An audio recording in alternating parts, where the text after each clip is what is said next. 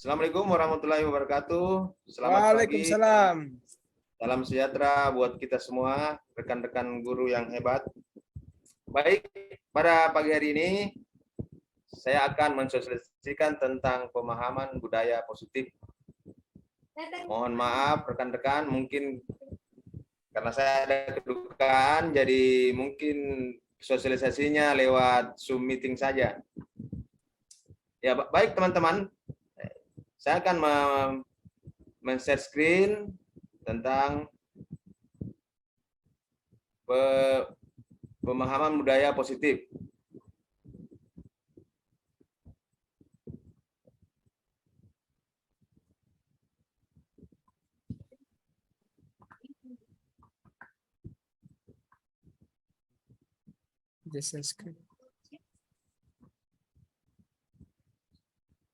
Sudah muncul? Sudah. Oke. Baik, penyebaran dan pemahaman pengalaman serta penerapan budaya positif. Konsep utama modul budaya positif itu ada beberapa, diantaranya perubahan paradigma belajar, disiplin positif, segitiga restitusi, kebutuhan dasar manusia, motivasi perilaku manusia, posisi kontrol restitusi, keyakinan kelas, serta segitiga restitusi. Pembelajaran dengan paradigma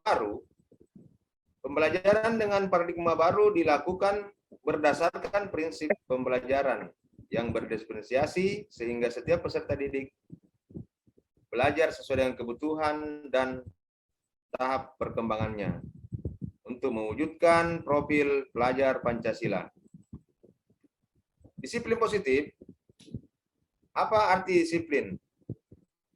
Sebagai pendidik, tujuan kita adalah menciptakan peserta didik yang memiliki disiplin diri, sehingga mereka berperilaku mengacu kepada nilai-nilai kebajikan yang universal dan memiliki motivasi intrinsik dalam perubahan perilaku ke arah yang lebih baik.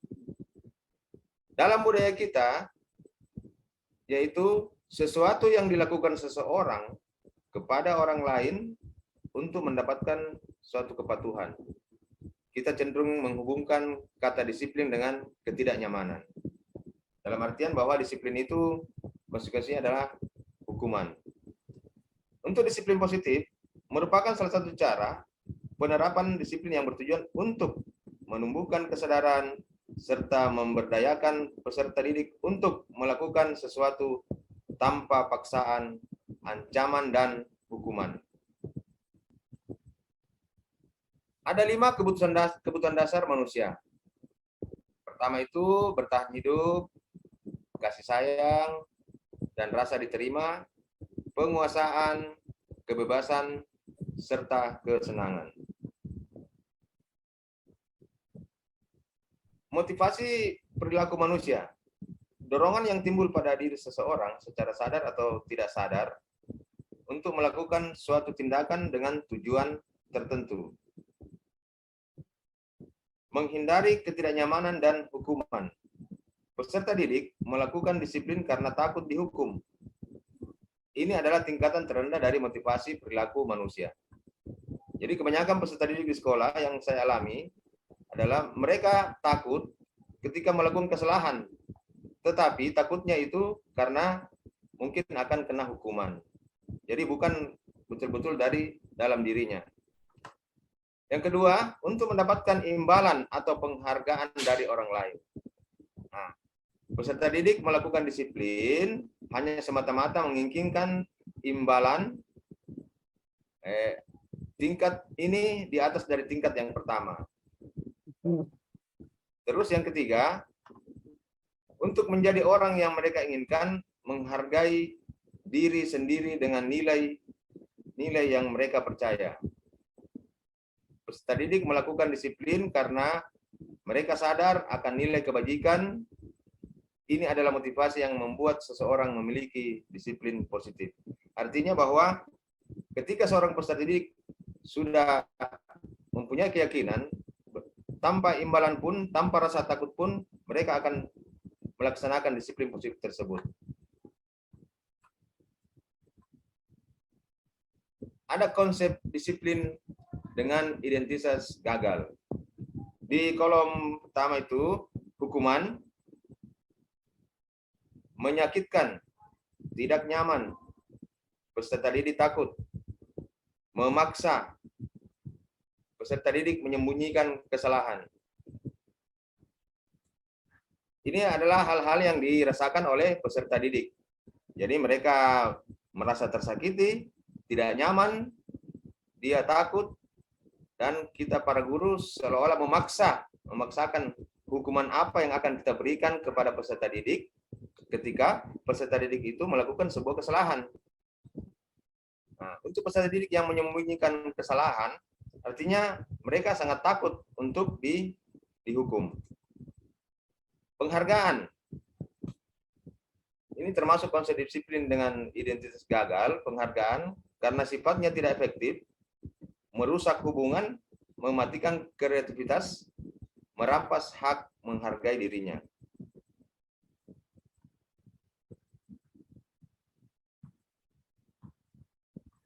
Nah, konsep disiplin dengan identitas sukses. Konsekuensi itu penguatan untuk jangka pendek. Perlu monitoring berkelanjutan, kehilangan waktu untuk mengurangi masalah. Dan kolom berikutnya, restitusi. Peserta didik bertanggung jawab atas perilakunya. Artinya sudah memiliki keyakinan tentang apa yang mereka perbuat. Kemudian fokus pada pemecahan masalah. Ini sifatnya jangka panjang. Teori kontrol, dirinya memegang kontrol. Peserta didik bersemangat memperbaiki dirinya. Berikutnya, konsep disiplin dengan metode pendekatan restitusi. Restitusi adalah proses menciptakan kondisi bagi peserta didik untuk memperbaiki kesalahan mereka dengan karakter yang lebih kuat. Ciri-ciri restitusi bukan penebus kesalahan, namun belajar dari kesalahan. Memperbaiki hubungan, menuntun untuk melihat ke dalam diri, mencari kebutuhan dasar yang mendasari tindakan. Fokus pada karakter, bukan pada tindakan. Menguatkan dan fokus pada pencarian solusi. Ya, jadi yang ciri-ciri restitusi yang pertama itu bukan sebagai penembus kesalahan, tetapi diharapkan adalah peserta didik itu mampu belajar dari apa kesalahan yang telah mereka perbuat.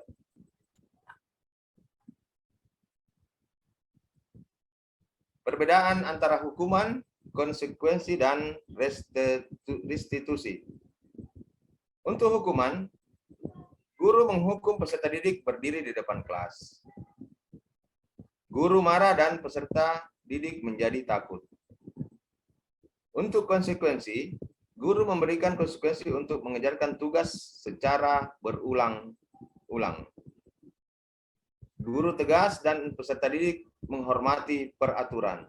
Artinya peraturan yang dibuat oleh guru tersebut. Untuk nilai restitusinya, guru menanyakan keyakinan kelas dan membantu peserta didik menyelesaikan masalahnya. Guru terbuka dan peserta didik menghormati dirinya dan orang lain.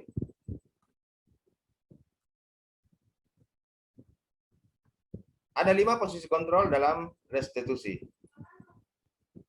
1. Pemberi hukuman, pembuat rasa bersalah, teman, pemantau, dan manajer.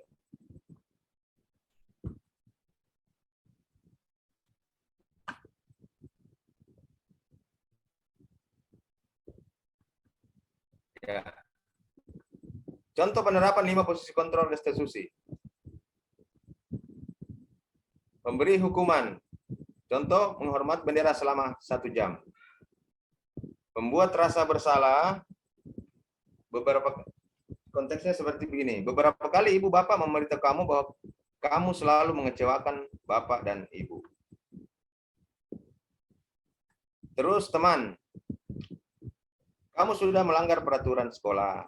Kamu tahu kan konsekuensinya. Setelah upacara kamu, mohon maaf agak kabur ya. Nah, setelah upacara kamu akan beli atribut dan jangan diulang lagi. Pemantau, kamu sudah melanggar peraturan sekolah. Kamu tahu konsekuensinya.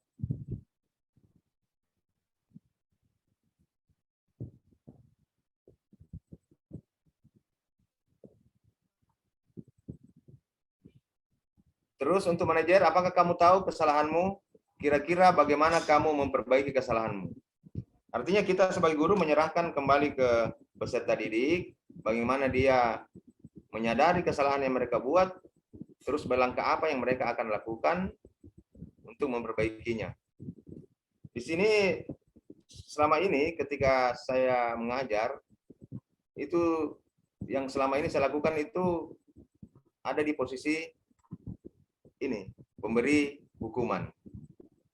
Jadi dengan pendidikan CGP kurang lebih 1 bulan ini, itu membuka pikiran saya tentang bagaimana metode-metode dalam menuntun dan mendidik peserta didik. Oke, kita lanjut ke keyakinan kelas. Mengapa keyakinan kelas bukan peraturan kelas?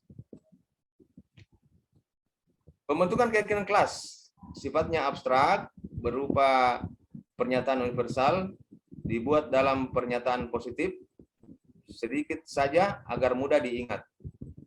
Karena biasanya kalau kita terlalu banyak membuat keyakinan kelas, mungkin anak-anak biasanya akan lupa. Sesuai dengan kondisi kelas dan sekolah, sehingga mudah diterapkan. Semua warga sekolah dilibatkan saat membuat keyakinan kelas. Ini adalah segitiga restitusi. Suatu proses dialog yang dijalankan oleh guru agar dapat menghasilkan murid yang mandiri dan bertanggung jawab. Menstabilkan identitas. Ini ada beberapa pertanyaan, bukan pertanyaan ya, pernyataan. Berbuat salah itu wajar. Tidak ada manusia yang sempurna. Bapak Ibu guru pun pernah melakukan hal tersebut, pernah melakukan kesalahan. Bapak Ibu guru tidak akan mencari siapa salah, tapi Ibu Bapak guru akan mencari solusi dari permasalahan ini. Kamu berhak merasa begitu. Kemudian validasi tindakan yang salah. Kamu pasti punya alasan mengapa kamu melakukan hal tersebut. Padahal kamu bisa melakukan yang lebih buruk dari yang ini. Artinya lebih buruk dari yang kamu lakukan. Kamu patut bangga karena telah melindungi sesuatu yang penting buat kamu. Kamu melakukannya karena mempertahankan sesuatu yang penting buat kamu. Dan untuk keyakinan, menanyakan keyakinan, apa keyakinan kelas kita? Nilai-nilai apa yang telah disepakati bersama pada keyakinan kelas kita? Seperti apa gambaran sebuah kelas yang ideal menurut kamu? Kamu ingin menjadi orang yang seperti apa? Ya. itulah sedikit sosialisasi dari saya, teman rekan-rekan guru yang hebat, tentang pemahaman budaya positif. Mohon maaf kalau kiranya kurang lengkap, karena kondisi sekarang tidak memungkinkan. Ya, jadi sekali lagi saya ucapkan terima kasih kepada rekan-rekan semua. Wabillahi taufiq wal hidayah. Wassalamualaikum warahmatullahi wabarakatuh.